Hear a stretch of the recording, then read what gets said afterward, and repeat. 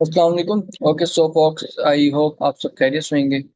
आज हमारे पास एक काफ़ी इंटरेस्टिंग क्वेश्चन है from one of our student जिनका नाम जो है वो अली है। एंड इनका क्वेश्चन है, sir, how to trade EIA inventory reports. EIA is energy information administration. जो यूएस की जो स्टॉक्स हैं, एनर्जी है, स्ट्रेटेजिक जो रिजर्व हैं क्रूड ऑयल के, उनकी इन्वेंटरी रिपोर्ट आती है हर वीक हमारे पास। तो उस डेटा को देखते हुए क्रूड ऑयल को कैसे ट्रेड कर सकते हैं। सो काफी इंटरेस्टिंग क्वेश्चन है अली, एंड वेरी गुड। सो इस इन्वेंटरी रिपोर्ट में जो सबसे इम्पोर्टेंट हमारे पास चीज है वो ये है कि ये जो EIA का डेटा आता है, इससे पहले हमारे पास एक डेटा आता है API का, अमेरिकन पेट्रोलियम इंस्टीट्यूट का, जो कि प्राइवेट इन्वेंटरी डेटा होता है हमारे पास। जो हमारे पास बेसिकली एक एक्सपेक्टेशन सेट करता है कि ऑफिशियल डेटा जो है वो क्या आ रहा है। ठीक है, तो इन दोनों डेटा के बीच में जो कॉन्ट्राडिक्शन अगर हमें देखने को मिले ज़्यादा या कम, उसकी बेसिस पे जो है वो हम, जब ऑफिशियल डेटा आए तो हम ट्रेड कर सकते हैं। ठीक है, तो मैं यूजुअली जो है वो इकोनॉमिक कैलेंडर investing.com पे देखता हूँ। तो investing.com पे अभी जो रिसेंटली हमारे पास इन्वेंट्रीज का डेटा आया, अगर हम इसको देखें, ट्यूसडे 29 अक्टूबर को, API weekly crude oil stock price. Okay, तो यहाँ पे आप देखें कि जो इन्वेंट्रीज हैं वो कम हुई है इनकी, जो API का डेटा है उसमें। एंड ये ऑलमोस्ट 0.573 मिलियन, कुछ इस तरह की फिगर्स है। एंड सिमिलरली इसके बाद जो हमारे पास EIA का ऑफिशियल डेटा, जिसको हम कहते हैं, हमारे पास आया इन्वेंट्रीज का, वो क्रूड ऑयल इन्वेंट्रीज का 0.517, जो कि हमें दिखा रहा है कि इन्वेंट्रीज जो है वो यूएस की कम हुई है। दैट्स मीन कि ऑयल की जो है वो डिमांड बढ़ेगी मार्केट्स में। ऑलराइट, सो अब यहाँ पे इम्पोर्टेंट चीज़ ये है कि दोनों जो डेटा है हमारे पास वो नेगेटिव में आए हैं। मतलब जब ये डेटा फोरकास्टेड से कम आता है तो ये अच्छा है क्रूड ऑयल के लिए ट्रेड करने के लिए, क्योंकि जब इन्वेंट्रीज जो है वो यूटिलाइज हो रही होंगी, दैट्स मीन इकॉनमी के अंदर प्रोडक्शन हो रही है या फिर यूटिलाइजेशन है एनर्जी की काफ़ी। सो रिजर्व को फिल करने के लिए अगेन जो है वो कंट्री जो है वो क्रूड ऑयल बाइंग करेगी, जिसकी वजह से क्रूड ऑयल की प्राइसेस में, क्रूड ऑयल की डिमांड बढ़ेगी एंड प्राइसेस बढ़ेगी इवेंचुअली। सो इस डेटा की बेस पे अगर हम देखें कि दोनों डेटा हमारे पास जो है वो कॉन्ट्राडिक्ट में यही है कि दोनों डेटा हमें एक बता रहे हैं कि इन्वेंट्री जो है वो यूटिलाइजेशन हुई है। एंड ऑलमोस्ट ऑलमोस्ट इतना कोई खास जो है वो डेटा में एक कॉन्ट्राडिक्शन नहीं है।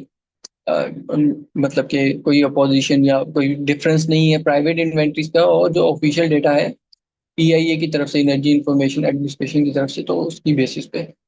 यहाँ पे ये 29 अक्टूबर को हमारे पास डेटा आया API का, एंड देन जो है वेडनेसडे को हमारे पास जो डेटा आया वो आया EIA का। तो इसकी बेस पे आप जो है वो एक अच्छी बाय ट्रेड कर सकते थे। एंड टेक्निकली भी हम देखें तो जो क्रूड ऑयल है वो ऑलमोस्ट काफ़ी दिनों से जो है वो गिर रहा था। चार्ट के ऊपर, जो कि मैंने खुद पर्सनली भी क्रूड ऑयल के अंदर ट्रेड करी है, एंड अजान ने भी करी थी ये ट्रेड क्रूड ऑयल के अंदर। यहाँ पे हम देखें तो हमारे पास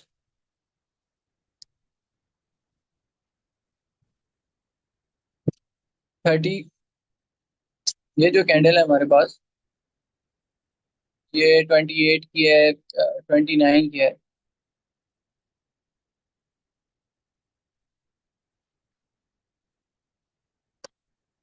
ओके, यहाँ पे हम ट्रेडिंग व्यू पे आए, जो मैंने खुद रिसेंटली पर्सनली ट्रेड कर रही है क्रूड ऑयल के अंदर इस डेटा की बेस के ऊपर। एंड आई गेस हमारे जो स्टूडेंट है अजान, उन्होंने भी ये ट्रेड करी है क्रूड ऑयल के अंदर। ऑलमोस्ट मोर देन 300 पिप्स जो है उन्होंने इस ट्रेड के अंदर बनाए हैं।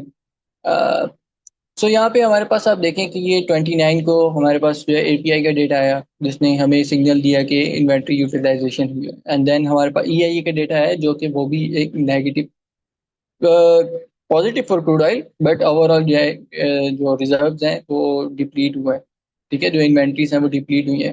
तो इसकी बेसिस के ऊपर जो है हमने ट्रेड एग्जीक्यूट करी अपनी 30 अक्टूबर को, क्योंकि 30 अक्टूबर को हमारे पास वो न्यूयॉर्क सेशन में डेटा आया था ऑलमोस्ट इस टाइम पे।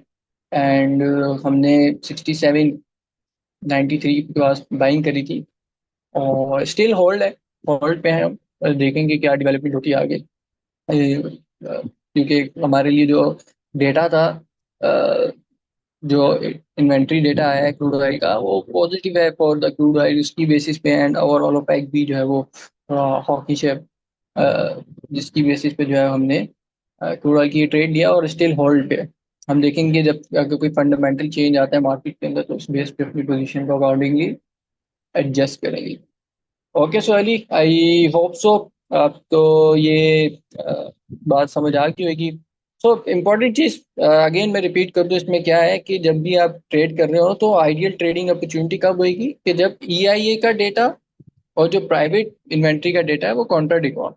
ठीक है, उनमें कोई अपोजिशन देखने को मिल रही हो, और मतलब कि ईआईए का डेटा कुछ और बता रहा है, और एपीआई का डेटा आपको कुछ और बता रहा है, और ईआई का डेटा जो है वो एक और कुछ और बताए, तो उस पर ये है कि आपके पास क्लैरिटी नहीं होगी ज़्यादा, तो ट्रेडिंग अपॉर्चुनिटी तो अच्छी बन सकती है वहाँ पे। क्लैरिटी नहीं होगी तो आप अवॉइड करें।